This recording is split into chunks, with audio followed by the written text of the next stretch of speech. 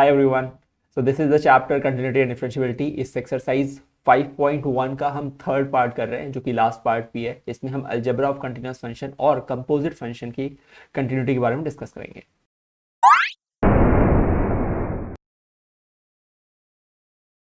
सबसे पहले आपको एक स्टेटमेंट देना पड़ेगा जिसमें आपको दो फंक्शन कंसीडर करने हैं, एक f और एक g है. दो रियल फंक्शंस हैं और साथ ही साथ इसके केस में आप एक नंबर ले रहे हो, रियल नंबर है कोई k. ठीक है, तो हमने ये चीज़ पढ़ ली थी पहले. ये आपको ये रेड कलर का जो आता है ये पहले पढ़े हम. किसी भी पॉइंट पे कंटिन्यूटी चेक करने के लिए आप बस लिमिट चेक करते हो एक्सटेंडिंग टू उस पॉइंट पर. अगर वो सेम आ जाती है फंक्शन की उस पॉइंट पे जो वैल्यू है उसके, तो फिर फंक्शन को कंटिन्यूस कहा जाता है. सही बात है. तो यही स्टेटमेंट लिखा गया है. तो इसका मतलब f(x) और g(x) कंटिन्यूस फंक्शंस हैं, तो ये कंडीशन ट्रू होगी, ऐसा हमने ऑलरेडी पढ़ रखा है. ठीक है. अच्छा, सबसे पहले आपको एक स्टेटमेंट आया है. तो इसमें दो स्टेटमेंट है, इसमें से सबसे सही सा स्टेटमेंट कौन सा है, अप्रोप्रिएट कौन सा है, ए या बी? क्या लगता है आपको, ए है या बी है? अगर आपको लग रहा है कि ए है तो आप बिल्कुल सही सोच रहे हैं, क्योंकि दोनों पे लिमिट लगानी चाहिए. अगर इस तरीके से आप लिखते हो तो इसका मतलब ये निकल रहा है सेकंड हिस्से से कि g(x) पे लिमिट नहीं है, जो कि गलत है लिखना. तो जब हम f plus G of X पे लिमिट लगा रहे हैं, यानी कि इस तरीके से, तो इसका मतलब हुआ कि हम fx पे लिमिट लगा रहे हैं और gx पे लिमिट लगा रहे हैं, तो सेपरेट कर रहे हैं. ठीक है, एडिशन लिमिट की प्रॉपर्टी पता ही है, डिस्ट्रीब्यूटिव होती है. अगला, अगर ये हमें पता लग गया, एक मिनट माफ कीजिएगा, ये कैसे आ गया, ये हमें पता लग गया limit x tending to k f plus G of X, ये पता है. तो हमें क्या करना है, सिंपल सा लॉजिक है. एक मिनट, यहाँ पे आपको ये लिखना है f of x g of x, लेकिन जब आप लिमिट लगाओगे तो आएगा f ऑफ k और g ऑफ k. ऐसा क्यों होगा? क्योंकि ऑलरेडी गिवन है कि फंक्शन कैसे हैं, कंटिन्यूअस है. फंक्शन कंटिन्यूअस है तो ये वाले स्टेटमेंट होल्ड करता है, तो ये सही है. इसको हम वापस से लिख सकते हैं f plus G of K. Obviously आप समझ रहे हो कि f of k plus G of K एक ही वेरिएबल के लिए सॉल्व हो रहा है या एक ही वैल्यू के लिए सॉल्व हो रहा है, वेरिएबल तो नहीं बोलना चाहिए. तो f प्लस जी ऑफ के लिख सकते हैं. सही बात है. तो इसका मतलब ये हुआ कि f plus G of X, यहाँ ध्यान से देखिए, ये जो स्टेटमेंट है ये कह रहा है कि f प्लस जी, मान लेते कोई फंक्शन h है, तो h of x limit x tending to k पर, limit x tending to k पर h ऑफ k के बराबर हो रहा है. इसका मतलब ये इसी स्टेटमेंट को होल्ड नहीं कर रहा है. Limit x tending to k h of x h of k के बराबर हो रहा है, इसका मतलब ये कंटिन्यूअस है. इसका मतलब f प्लस जी कैसा है, कंटिन्यूअस है. पर ये तो दो फंक्शन का सम है, तो हम ये बोल सकते हैं कि जो sum of the two continuous function क्या होता है, कंटिन्यूअस होता है. ये एक प्रॉपर्टी है. ठीक है, इसे आप कॉन्सेप्ट की तरह ट्रीट करिए. इसी को अगर एक्सटेंड कर देंगे तो हम बोल सकते हैं कि डिफरेंस भी कंटिन्यूअस होगा अगर दोनों फंक्शन कंटिन्यूअस हैं. ऑब्वियसली प्रोडक्ट भी कंटिन्यूअस होगा और डिवीजन भी होगा, पर कंडीशन ये है कि g ऑफ k जीरो नहीं होना चाहिए, वरना फिर तो खेल ही खराब हो जाएगा, क्योंकि फिर तो डेफिनेशन ही खत्म हो जाएगी ना. फंक्शन डिफाइंड होना जरूरी है, तो इसलिए g ऑफ k की वैल्यू जीरो नहीं होनी चाहिए. ये हमें पता होना चाहिए था और मुझे लगता है तो क्लियर हो गया. तो क्वेश्चन सॉल्व करते हैं, है ना. थोड़ा क्वेश्चन सॉल्व करते हैं इस पे. सबसे पहला स्टेटमेंट है, prove that every rational function is continuous. आपने पढ़ा होगा कि कोई भी रैशनल फंक्शन बेसिकली दो पॉलिनोमियल फंक्शन का रेशियो होता है. ठीक है, गिवन कि q ऑफ x जीरो नहीं होगा फॉर सम x. ठीक है, q ऑफ x जीरो नहीं होना चाहिए. ठीक है, तो इसका मतलब ये हुआ कि ये एक रैशनल फंक्शन बेसिकली दो पॉलिनोमियल फंक्शन का क्या होता है, डिवीजन होता है. पर हमने ये ऑलरेडी पढ़ रखा है कि पॉलिनोमियल, ये मैंने पिछले वाले पार्ट में एक्सप्लेन करके प्रूव कर दिया है कि प्रूव करके एक्सप्लेन, हाँ ठीक है, पॉलिनोमियल फंक्शन जो होता है वो कंटिन्यूअस होता है सभी एक्स के लिए जिसके लिए वो डिफाइंड है ऑब्वियसली. तो ये कंटिन्यूअस फंक्शन, दो कंटिन्यूअस फंक्शन का क्या है, डिवीजन है. दो कंटिन्यूअस फंक्शन का क्या है, डिवीजन है. तो वो कैसा होगा, कंटिन्यूअस ही होगा. पर एक कंडीशन है कि g of x, sorry q, यहाँ पे माफ कीजिएगा, q ऑफ x जो है वो जीरो नहीं होना चाहिए. ठीक है, अगर ये जीरो हो गया तो फिर दिक्कत हो जाएगी. ठीक है, तो आप बस इसी तरह से याद रखिएगा, समझ गए बात को, कि दो फंक्शन कंटिन्यूअस हैं तो उनका डिवीजन कंटिन्यूअस होगा, और rational function is nothing but the division of two polynomial function. Simple. Next करते हैं साइन फंक्शन की कंटिन्यूटी. इसे करने के लिए आपको थोड़ा सा आंसरिंग मोड पे रहना पड़ेगा, सोचिएगा और आंसर सोच करिएगा क्या हो रहा है. ठीक है, सबसे पहले हम किसी पॉइंट k पे देखते हैं जो कि रियल नंबर के सेट में बिलोंग कर रहा है. ठीक है, तो वो रियल नंबर के सेट में आता है. कोई भी पॉइंट k ले लेते हैं, अगर वो उसके लिए सेटिस्फाइड है तो सभी के लिए सेटिस्फाइड हो जाएगा. सही बात है.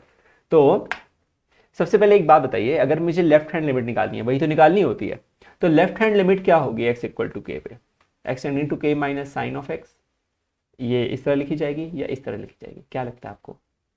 ए ऑप्शन है कि बी ऑप्शन है?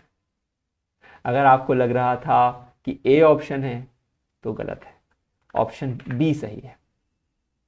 ठीक है, क्योंकि आपको सिखाया गया है कि लिमिट जब भी एलएचएल निकालते हैं तो F of A minus H होता है, जब लिमिट एक्स टेंडिंग टू ए होता था, याद आया आपको? ए माइनस जब होता था तो ए माइनस एच होता है, तो ये ए की जगह की बार के है तो के माइनस एच होगा, एच माइनस के नहीं होगा। ठीक है, मिस नहीं करना है। अच्छा नेक्स्ट, इस फॉर्मूले को हम साइन ए माइनस बी के फॉर्मूले, इस एक्सप्रेशन को साइन ए माइनस बी से एक्सपैंड करते हैं, तो आपको पता है फॉर्मूला क्या होता है, sign A cos B minus cos A sine B, तो वो आ जाएगा साइन के कॉस एच माइनस कॉस के साइन एच। ये तो सिंपल है, समझ में आ ही जाता है। अच्छा, अब इस लिमिट को सॉल्व करने आना चाहिए, बहुत ही ईजी है। तो बताइए मुझे कौन सा करेक्ट ऑप्शन है अगर मैं इस लिमिट को सॉल्व कर रहा हूँ, तो लिमिट के माइनस पे चेक कर रहा हूँ। ठीक है, तो इसको सिंप्लीफाई करिए आप, बस इस एक्सप्रेशन को बताइए कौन सा ये वो है वो सही ऑप्शन। साइन एच आएगा, कॉस के आएगा, कॉस एच आएगा या साइन के आएगा? याद रखिएगा आप एच को जीरो टेंड कर रहे हैं। सही है, मिल गया होगा आंसर, बिल्कुल सही बात है, साइन के होगा, क्योंकि जब आप एच को जीरो रखोगे तो कॉस जीरो वन हो जाएगा। यहाँ पे देखिए मैं समझा एक्सप्लेन कर देता हूँ, कॉस जीरो क्या हो जाएगा, वन हो जाएगा, तो साइन के बचेगा माइनस कॉस के, वो उससे कोई मतलब नहीं है, साइन जीरो आएगा यहाँ पे, ये जीरो हो जाएगा, ये वैल्यू तो वन हो रही है और ये वैल्यू जीरो हो रही है, इसलिए ये पूरा प्रोडक्ट जीरो हो रहा है, इसलिए सिर्फ क्या बच रहा है, साइन ऑफ के। सही है, तो लेफ्ट हैंड लिमिट क्या आ गई बेटा, साइन के आ गई। सही। अच्छा, अब हमें राइट हैंड लिमिट के बारे में बात करनी चाहिए। लेफ्ट हैंड लिमिट तो आ गई है, राइट हैंड लिमिट क्या होगी? अब पूरा मेथड अब आप लगाइए, अप्लाई करिए, सेम अप्रोच है बेटा। पीछे वाले एक्सप्रेशन में देखो, पीछे वाले एक्सप्रेशन में यही सब कुछ रहेगा, सिर्फ एक जगह चेंज हुआ होगा यहाँ पे, है ना? तो सोचो क्या होगा वो। हाँ बिल्कुल सही है, अगर आपको साइन ऑफ के लग रहा था तो सही बात है, क्योंकि वहां पे क्या होगा, जब आप लगाओगे साइन ऑफ, एक मिनट, साइन ऑफ वहां लिखोगे ए प्लस एच, है ना, ए प्लस एच, तो वो हो जाएगा के प्लस एच, तो साइन ए प्लस बी का फॉर्मूला लगाएंगे तो क्या आएगा, sign A cos B plus cos A sine B. अब जैसे ही लिमिट को एच टेंडिंग टू जीरो करोगे आप, तो ये वाली वैल्यू वन हो जाएगी, तो ये साइन के हो जाएगा, लेकिन ये वाली वैल्यू जीरो हो जाएगी, तो फिर से क्या हो जाएगा, ये पूरा जीरो हो जाएगा, तो क्या बचेगा, सिर्फ साइन के। अब समझ गए, कंफ्यूजन नहीं है। तो लेफ्ट हैंड लिमिट और राइट हैंड लिमिट दोनों क्या आ गई है हमारे पास, दोनों की वैल्यू आ गई है साइन के। सही है। अब आप क्या कह सकते हो कि साइन एक्स जो है वो कंटिन्यूअस है सभी पॉइंट्स पे, क्या इस स्टेटमेंट से आप ये बोल सकते हो, अगर एलएचएल की वैल्यू आरएचएल के बराबर आ गई है तो क्या आप ऐसा कह सकते हो? नहीं कह सकते हो, बिल्कुल सही बात है। इसका मतलब क्या हुआ कि हमें अभी एक फंक्शन की वैल्यू भी निकालनी चाहिए। तो फंक्शन क्या था, एफ एक्स क्या था, साइन एक्स था, तो हमें एफ की एक्स की वैल्यू एट के पे निकालनी पड़ेगी, है ना? तो वो क्या आएगा, साइन के आएगा। अब सही है, एलएचएल भी साइन के आया, आरएचएल भी साइन के आया, और फंक्शन की वैल्यू भी के पर साइन के ही आई है ना? सही बात है, ये सब किसके बराबर आ रही है, साइन के। तो हम क्या कह सकते हैं कि sine X is the continuous function in all X belonging to R. Why? Because हमने के को ही आर को बिलोंग कराया था, रियल नंबर के सेट को। अब सही है, sign X is a continuous function, बिल्कुल सही। अब समझ गए हो आप। अगला क्वेश्चन करते हैं, prove that the function defined by F X equals to tan of X is a continuous function. अब आप एक बुद्धि लगाओ, आपको पता है एफ एक्स tan एक्स क्या होता है, sine x by cos x, पर हमने ये बोला था कि ये फंक्शन जीरो नहीं होना चाहिए। ये फंक्शन कहां जीरो होता है, कॉस एक्स आपको पता है कहां जीरो होता है। सबसे पहले तो आपको पता है कि 90 डिग्री पे होता है, फिर आपको पता है 3π/2 यानी 270 पे होता है, तो बेसिकली ये 2n+1 π/2 पे होता है ना? जहां जाए यानी इंटीजर हो सकता है कोई भी, -π/2 पे भी होता है। तो आपको ये समझ में आ गया कि इस तरीके से हम ये बोल सकते हैं कि cos x की वैल्यू नहीं है, मतलब जीरो हो जाता है, तो ये पूरा फंक्शन डिफाइंड नहीं होगा। तो tan x जो है वो क्या है, ये कंटिन्यूअस फंक्शन है एक, ये भी कंटिन्यूअस है, cos x भी एक कंटिन्यूअस फंक्शन है, except for x belonging to 2n+1 π/2, 2n+1 times π/2 और multiples of π/2, integer all multiples. ठीक है, तो यहां से आपको समझ में क्या आया कि हमें ये पता लग गया कि ये वाली वैल्यू के अलावा ये फंक्शन कंटिन्यूअस है। जब दो फंक्शन कंटिन्यूअस हैं उनका डिवीजन कैसा होता है, कंटिन्यूअस होता है। तो fx क्या हो जाएगा, कंटिन्यूअस। तो tan x कैसा है, कंटिन्यूअस है एक्सेप्ट दिस। वो तो आपको पता है tan x के ग्राफ से भी कि π/2 -π/2 पे डिसकंटिन्यूटी शो करता है ना, वो तो हमें पता ही है उसके ग्राफ से, है कि नहीं है, ऐसा कुछ है ना उसका ग्राफ, समझ गए। तो बस हो गया सॉल्व।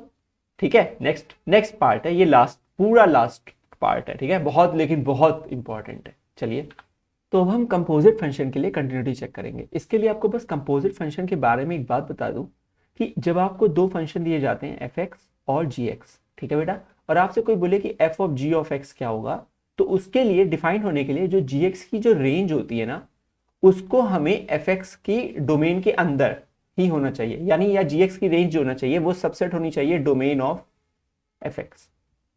ठीक है, so the range of gx should be a subset of domain of fx, ये जरूरी है, तभी f of gx डिफाइंड होता है।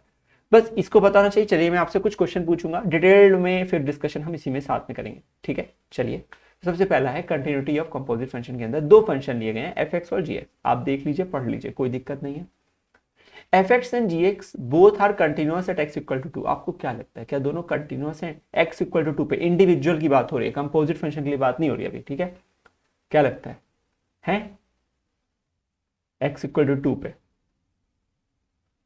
देखिए, सॉल्व करने आता होगा, बिल्कुल दोनों हैं। बता दूं कैसे, आपने पहले भी देखा है कि ये पॉलिनोमियल फंक्शन है, बस मैं इतना बोल रहा हूं, ये पॉलिनोमियल फंक्शन है। वैसे भी इसकी वैल्यू 3 आएगी, 2+1 करेंगे तो LHL RHL सब 3 आएगा। ठीक है, और fx, ये देखिए 1 से 3 के बीच में ये एक पॉलिनोमियल फंक्शन है, और 2 तो 1 से 3 के बीच में आता है ना। तो अगर ये पॉलिनोमियल फंक्शन है 1 से 3 के बीच में, तो इसका मतलब 2 पे, फिर ये कंटिन्यूअस है। पुरानी थ्योरी से कर रहा हूं, अभी LHL RHL नहीं निकालना है, मत निकालिए। आपको पता है पॉलिनोमियल फंक्शन कंटिन्यूअस होता है, मतलब ऑब्वियसली उस पॉइंट के राइट साइड लेफ्ट साइड में वो पॉलिनोमियल ही रहना चाहिए। कोई दूसरा फंक्शन डिफाइंड हो जाएगा बाउंड्री पे तो फिर नहीं होता। ठीक है, तो ये एक सिंगल पॉलिनोमियल फंक्शन है, 1 से 2 और 3 के बीच में ये x आ रहा है, तो ठीक है, पॉलिनोमियल है, कंटिन्यूअस है। ठीक है, LHL से भी करके देखेंगे तो भी वही आएगा, 2 पर वैल्यू 2 आ रही है। ठीक है, अच्छा, क्या हम ये कह सकते हैं पर कि f of g of x भी कंटिन्यूअस होगा एट x इक्वल टू 2? बड़े रैंडम गेस है, इसको अभी हम देखते हैं और भी डिटेल में मतलब उसको सॉल्व करूंगा मैं। ठीक है, आराम से चलेंगे, कोई जल्दी नहीं है। अब बस ये सोचिए कि बस आपको क्या लग रहा है, x इक्वल टू 2 पे कंटिन्यूअस है क्या? अगर आपको लग रहा है तो सॉरी, ये फंक्शन कंटिन्यूअस नहीं है। ठीक है, तो देखते हैं ऐसा क्यों हुआ। ठीक है, ऐसा क्यों हुआ? तो आपको ग्राफ प्लॉट करने अगर आता है तो बहुत फायदा मिलेगा। ग्राफ प्लॉट करने आता है तो उससे भी हो जाएगा। सबसे पहले आप ये देखिए, बताइए f of g of x का ग्राफ कैसा दिखेगा?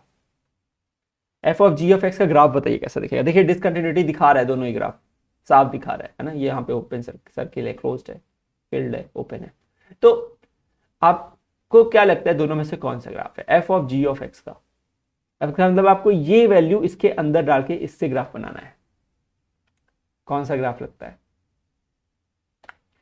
ए ऑप्शन है। देखिए कैसे आया, आप f ऑफ जब g ऑफ x निकालोगे तो बेसिकली आप g ऑफ x को डालोगे fx के अंदर, तो वो f ऑफ x+1 हो जाएगा बेटा। तो ये हो जाएगा x+1 और 4, x+1 लेकिन कब होगा? जब x+1 की वैल्यू 1 से 3 के बीच में, और जब x+1 की वैल्यू एग्जैक्टली 3 है तब ये 4 है।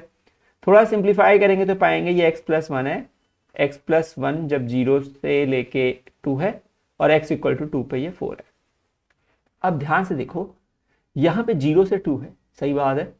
तो 0 से लेके 2 तक, यहां पे 0 है, तो 0 से लेके 2 तक क्या लग रहा है? 0 पे वैल्यू 1 है, हाँ, 2 पे वैल्यू 3 आनी चाहिए थी पर है नहीं, क्योंकि 2 पे फंक्शन डिफाइंड होता है, कहता है 4 है। तो इसका मतलब ये हुआ कि यहाँ पे ये वाला ग्राफ सही है, ये वाला ग्राफ 1 से शुरू कर रहा है, तो ये ग्राफ गलत था। ठीक है, थोड़ा सा ये टीडियस है ग्राफ प्लॉट करना और ये सारा, तो हम इसे ट्राई करेंगे अलजेब्राइक मेथड से। तो अभी हमने यही दो फंक्शन देखे, ये क्वेश्चन को मैं स्किप करूंगा। आप सबसे पहले एक बात देखिए, ये चेक है बेटा, ये जो अब मैं बता रहा हूं ये ब्लू कलर से क्यों आया है? क्योंकि ये चेक होता है, ऐसे ही हम चेक करते हैं हमेशा, ये चेक वैल्यूज हैं। ठीक है, सबसे पहले आप क्या चेक करते हो, पहले तो डिफाइंड होने चाहिए, ये तो डिफॉल्ट है, डिफाइंड नहीं होंगे उस पॉइंट पे तो बात ही नहीं करना, ठीक है। सबसे पहला चेक क्या कहता है बेटा, क्वेश्चन है is G X continuous at X equal to 2। सबसे पहले ये चेक करो क्या जी एक्स कंटिन्यूअस है, जिस पॉइंट पे आपको कंटिन्यूटी निकालनी है ये चेक करनी है, ठीक है। तो x इक्वल टू 2 पे जी एक्स कंटिन्यूअस है, हाँ है, हमने देखा था ऑलरेडी कि x इक्वल टू 2 पे है LHL RHL और फंक्शन की वैल्यू एट 2 पे इक्वल है, सब 3 के बराबर थी। क्या fx कंटिन्यूअस है g ऑफ 2 पे। अब सेकेंड स्टेप क्या चेक करा जाता है बेटा, सेकेंड स्टेप क्या चेक किया जाता है कि fx जो फंक्शन है वो g ऑफ 2 पे कंटिन्यूअस है क्या, वो g ऑफ 2 पे, यानी कि gx को नहीं देखना है, g ऑफ 2 को देखना है। तो g ऑफ 2 की क्या वैल्यू थी उसको देखो और वहां से देखो कि fx कंटिन्यूअस आ रहा है क्या उस पॉइंट पे। तो आप ये पाओगे कि ऐसा नहीं हो रहा है ना। अब हमें देखिए पूरा फंक्शन निकालने की जरूरत नहीं पड़ी हर बार, नहीं तो हम हर बार पूरा फंक्शन निकालते, क्या पिछले वाले केस में तो हमने चलो कर लिया है ना, कि ग्राफ प्लॉट किया और उससे निकाल लिया, पर हर बार हम नहीं कर पाएंगे उस तरीके से, है ना। तो हमें क्या करना पड़ेगा, कोई एक मेथड चाहिए था नॉर्मल सा अप्रोच्ड। तो ये पहला स्टेप चेक किया भाई, फंक्शन जिसको हमें पुट करने जा रहे हैं तो क्या वो फंक्शन कंटिन्यूअस है। तब हम नेक्स्ट स्टेप चेक करते हैं क्या fx कंटिन्यूअस है एट g ऑफ 2 पे, क्या fx कंटिन्यूअस है g ऑफ 2 पे। तो पाए कि नहीं है। ऐसा क्यों हुआ बेटा, क्योंकि g ऑफ 2 की जो वैल्यू है वो 3 है और f ऑफ f जो फंक्शन है fx वो डिसकंटिन्यूअस है 3 पे, fx is discontinuous at x equal to 3। आप देख लो 3 पे ब्रेक कर रहा है फंक्शन, एग्जैक्टली 3 पे वैल्यू 4 देगा, LHL और RHL देख रहे हैं बदल रही है, एग्जैक्टली 3 पे फंक्शन वैल्यू 4 आ रही है, तो इसका मतलब है कि ये सही नहीं है। तो fx क्या है, डिसकंटिन्यूअस है x इक्वल टू 3 पे, साफ दिखता है। तो हम ये कह सकते हैं कि f of g of x जो होगा वो भी डिसकंटिन्यूअस होगा एट x इक्वल टू 2 पे, सिंपल डायरेक्ट। अच्छा ये तो आप बात समझ गए। एक बार जरा एक बात बताओ, g ऑफ f के लिए क्या होगा, f ऑफ g के लिए आप समझ गए, आपने मेथोडोलॉजी समझ ली है 1 और 2 स्टेप की। जिसको आप पुट करने जाते हो उसको पहले x पे देखते हो, उसको पुट करने के बाद उस वाली वैल्यू को आप fx में रखते हो, तब आपको f ऑफ g के बारे में पता लगता है। तो g ऑफ f के लिए आपको क्या लगता है, कंटिन्यूअस है या डिसकंटिन्यूअस है। सोचिए, थोड़ा सोचिए 1-2 मिनट, 1-2 मिनट तो मैं नहीं दूंगा हाँ पर जो उतना भी टाइम है थोड़ा सोच के देखिए क्या लगता है आपको कि g ऑफ fx है कंटिन्यूअस की नहीं है। एक्चुअली है। देखिए सबसे पहले आप देखिए कि fx कंटिन्यूअस है एट x इक्वल टू 2 पे, सबसे पहले जिसे आप पुट करने जाते हो, तो fx है कंटिन्यूअस x इक्वल टू 2 पे, सही बात है। अच्छा जो g f ऑफ x की वैल्यू क्या है 2 पे, यानी f ऑफ 2 है क्या, f ऑफ 2 की वैल्यू क्या है, f ऑफ 2 की वैल्यू देखिए 2 आएगी। तो क्या g ऑफ x कंटिन्यूअस है at x equal to this value बेटा, at x equal to the f of 2 value, at x equal to this value. जैसे g ऑफ 2 देखा था, अब की बार f ऑफ 2 देखा, तो हाँ है, वो तो 2 है और ये तो हमेशा कंटिन्यूअस है, इसका मतलब ये क्या है, कंटिन्यूअस फंक्शन। ये क्या है, कंटिन्यूअस फंक्शन, ठीक है। आप प्लॉट भी करोगे तो भी दिखेगा कि हाँ है। तो यहां से 2 बातें समझ में आई कि f of g of x discontinuous है x इक्वल टू 2 पे। क्यों डिसकंटिन्यूअस है, इसके पीछे रीजन ये है क्योंकि f ऑफ x डिसकंटिन्यूअस है x equal to g of 2 के लिए, जबकि g ऑफ fx क्या है, कंटिन्यूअस है, ठीक है। ये आपको कॉन्सेप्ट आ गया, बस ये कॉन्सेप्ट आपको एकदम एग्जैक्टली याद कर लेना है। ये तीनों कंडीशन सेटिस्फाइड होनी चाहिए, पहले तो डिफाइंड होना चाहिए जिस पॉइंट पे आपको चेक करना है, फिर continuous at x equal to c होना चाहिए gx। जब आप f ऑफ g के लिए जा रहे हो, g ऑफ f के लिए जाओगे सारे f ऑफ g को बदल दो बस, और कुछ नहीं करना, इसलिए वो नहीं सिखाना चाहता मैं, ठीक है। तो g ऑफ fx क्या होना चाहिए, g ऑफ x क्या होना चाहिए, कंटिन्यूअस होना चाहिए x इक्वल टू c पर, और f ऑफ x कंटिन्यूअस होना चाहिए g ऑफ c पर, जो उसकी वैल्यू आ रही है। तब आप कहोगे कि वो फंक्शन f ऑफ g क्या होता है, कंटिन्यूअस होता है। इस मेथड को फॉलो करना आना गया, ठीक है। तो अब चेक पॉइंट आ गए, ये चेक पॉइंट 3 है क्योंकि हम इससे पूरे एक्सरसाइज में एक ही चेक पॉइंट हो सकते हैं सीरीज वाइज, तो 2 चेक पॉइंट ऑलरेडी 2 एक्सरसाइज में कवर है, चेक पॉइंट 3 है। बड़े ध्यान से देखो बेटा और समझो, बहुत अच्छे 3 चेक पॉइंट बनाए हैं, बहुत ही अच्छे कॉन्सेप्चुअल चेक पॉइंट है, ठीक है। चलो g of x is continuous at x equal to c, okay. आपको ये बेटा याद रखना है, कहीं लिख लो, इसे कॉपी कर लो, इसे चेक करना होता है ना, ठीक है। g of X is continuous at x equal to C, पर F X is discontinuous at x equal to G of C. तो क्या हम ये बोल सकते हैं कि एफ ऑफ जी हमेशा डिसकंटिन्यूअस होगा या कभी कंटिन्यूअस या डिसकंटिन्यूअस हो सकता है? क्या लग रहा है, सोच के देखिए। अगर आपको लग रहा है कि हमेशा डिसकंटिन्यूअस होगा तो वही सही है, हमेशा डिसकंटिन्यूअस होगा, क्योंकि जी एक्स कंटिन्यूअस था, हमने पहले भी अभी एग्जाम्पल में देखा। लेकिन एफ एक्स डिसकंटिन्यूअस है, तो एफ ऑफ जी एक्स हमेशा डिसकंटिन्यूअस होता है, हमेशा होगा, ठीक है। जहां तक मैंने पूरा देखा, इसको सॉल्व करके समझा, मेरे हिसाब से हमेशा होता है, ठीक है। अच्छा, नेक्स्ट करें। अब ध्यान से देखिए, कुछ चेंज हो गया है चेक पॉइंट 4 तो है, चेंज भी हुआ है। जी ऑफ एक्स डिसकंटिन्यूअस है एक्स इक्वल टू सी पे। जी ऑफ एक्स कैसा है? डिसकंटिन्यूअस है एक्स इक्वल टू सी पे। एफ एक्स कंटिन्यूअस है लेकिन, तो जी ऑफ एक्स डिसकंटिन्यूअस है, ठीक है बेटा, जी ऑफ एक्स डिसकंटिन्यूअस है, पर एफ एक्स कंटिन्यूअस है जी ऑफ सी की वैल्यू पे। तब क्या होगा? अब अच्छा क्वेश्चन है, क्या लगता है हमेशा डिसकंटिन्यूअस होगा, तब भी डिसकंटिन्यूअस होगा, या कभी कंटिन्यूअस बन सकता है? आपकी बात सोच के देखिए, कोई एग्जाम्पल लीजिए अपने दिमाग में, सोचिए क्या लगता है आपको।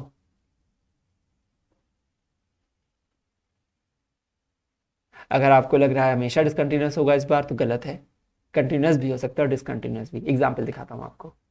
सबसे पहले देखिए, G of X signum X, signum X कैसा फंक्शन है? डिसकंटिन्यूअस फंक्शन है।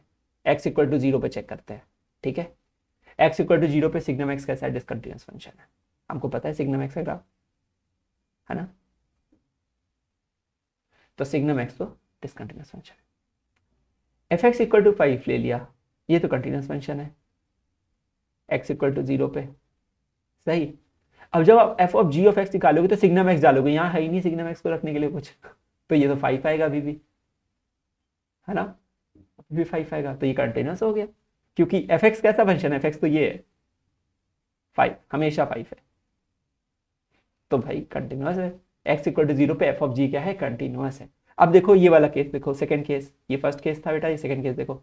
जब ये डिसकंटिन्यूअस है तो जी एक्स डिसकंटिन्यूअस है एक्स इक्वल टू जीरो पे, हाँ है।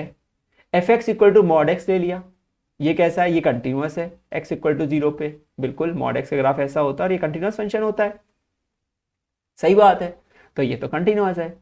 जब एफ ऑफ जी निकाले तो मॉड सिग्नम एक्स आया। अब मॉड सिग्नम एक्स क्या होगा? आपको पता है ना, मॉड सिग्नम एक्स जब आप बनाओगे तो भाई जीरो पे तो जीरो होगा, -1 वाली वैल्यूज ऊपर पहुंच जाएंगी, क्योंकि वो हमेशा पॉजिटिव देगा ना, तो यहाँ पे ऊपर रह जाएगा और जैसे बन जाएगा। तो ये ग्राफ किसका बना हुआ है बेटा? ये ग्राफ बना हुआ है मॉड ऑफ सिग्नम एक्स का। तो ये कैसा है? एक्स इक्वल टू जीरो पे देखो डिसकंटिन्यूअस है, क्योंकि एक्जैक्टली जीरो पे वैल्यू एलएचएल और आरएचएल के बराबर नहीं है। एलएचएल और आरएचएल पे वैल्यू 1 है, एलएचएल और आरएचएल पे वैल्यू 1 है, लेकिन यहां पर वैल्यू क्या हो गई है? 0 हो गई है। तो इस वजह से क्या हो रहा है? फंक्शन कैसा हो जा रहा है? डिसकंटिन्यूअस हो जा रहा है एक्स इक्वल टू जीरो पे। इसका मतलब कंटिन्यूअस भी हो सकता है और डिसकंटिन्यूअस भी हो सकता है। मजेदार क्वेश्चन था, क्लियर हो गया, याद रहेगा हमेशा के लिए।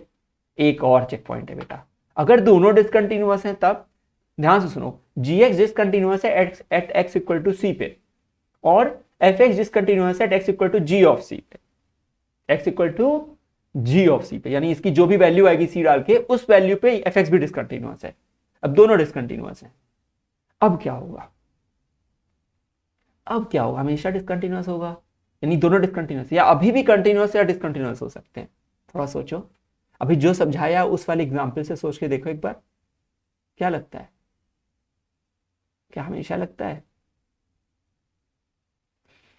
बहुत बहुत अच्छा क्वेश्चन है ना, है ना, तो यही क्वेश्चन था ना थंबनेल पे भी, तो कोई क्लिक बेट नहीं हो रही है तो बताओ। बिल्कुल सही। अगर आपको लग रहा है मे बी कंटिन्यूअस और डिसकंटिन्यूअस, यस, इसका पीछे का एग्जाम्पल देता हूं आपको।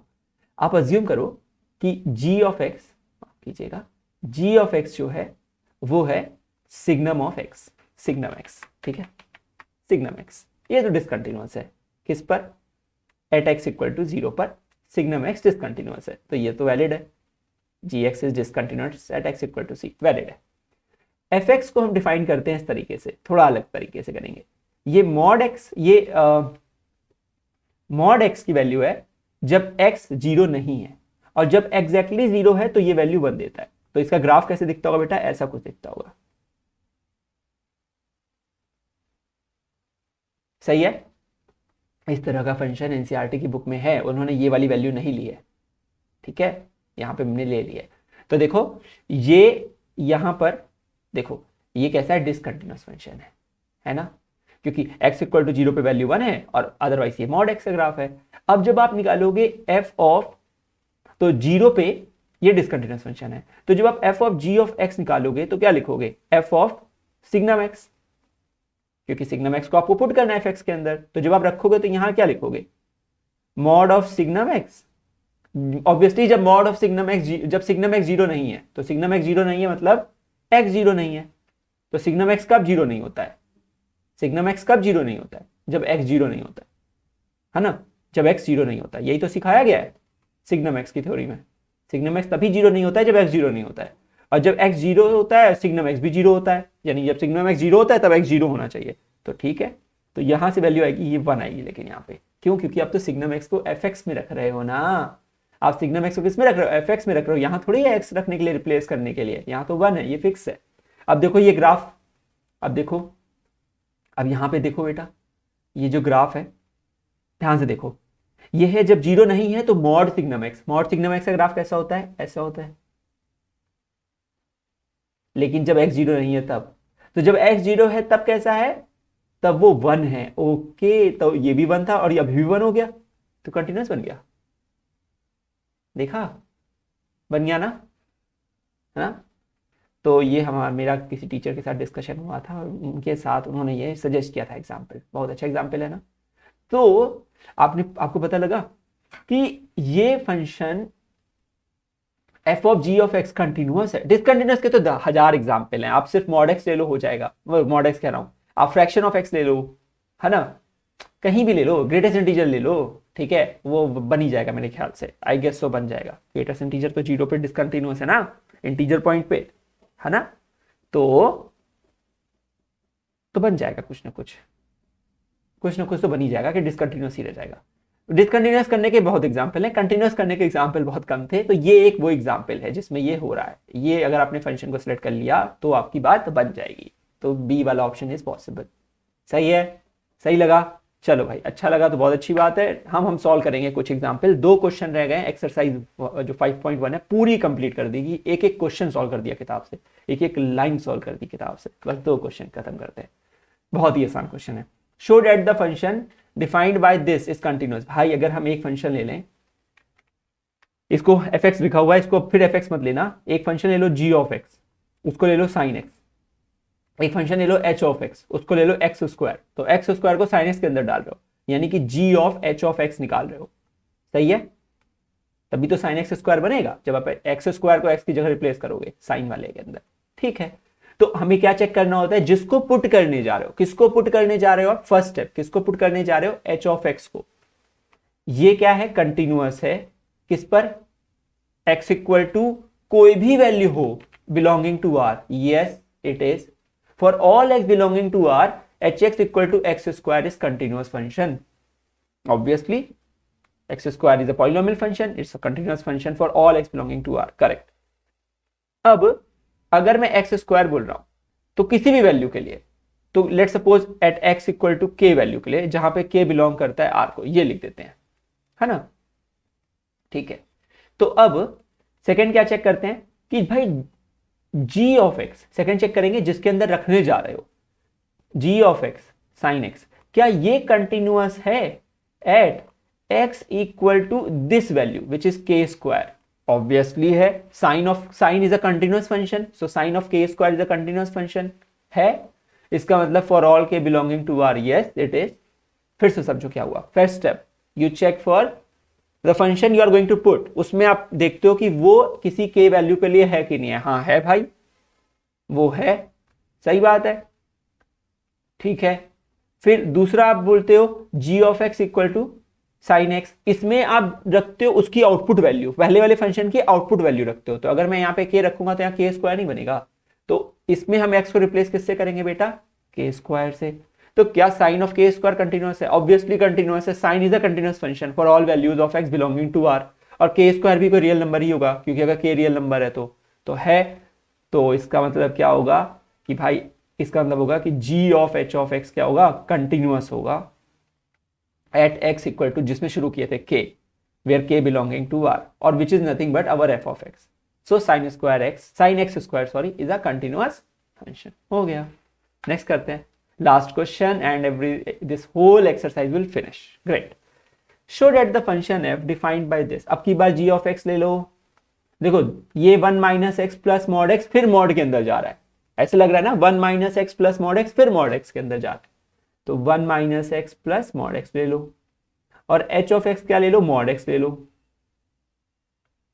नहीं, सॉरी, अगर ये कर देंगे तो गड़बड़ हो जाएगी, मुझे उसको उसके अंदर डालना है, तो मैं इसको मॉड एक्स लेता हूं, क्योंकि मुझे g ऑफ h निकालने की आदत पड़ गई है, वैसे निकालना आसान लगता है.